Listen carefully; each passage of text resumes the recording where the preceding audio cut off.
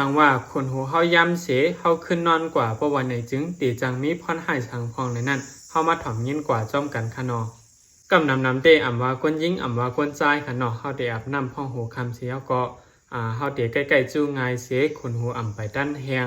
เฮาก็ขึ้นการนอนยาวคณะเว้นสังว่าเฮาเฮ็ดนั้นในพรหายมันก็ได้มีอยู่ค่ะ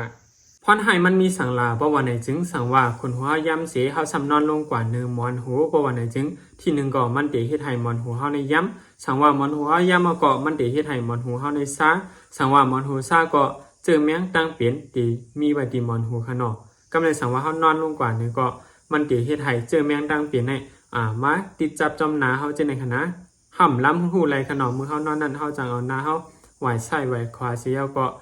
เจอแมงจังนั้นเต็มจังมาจับติดตินาเสจังเตเป็นชิวออกจอมนาจังได๋ก็ไหลขนอ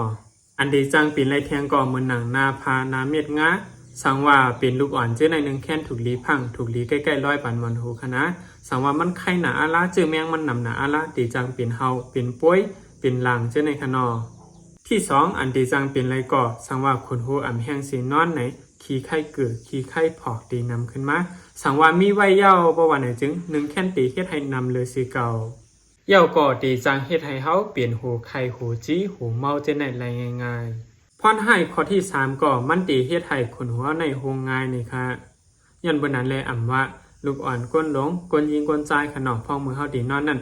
เป่าขนหูเฮาให้แห้งๆวีขนหูเฮาให้แห้งๆอ่ำนั้นไว้ให้มันแห้งๆเสจังไกนอนในลีเลยสิเปิ้น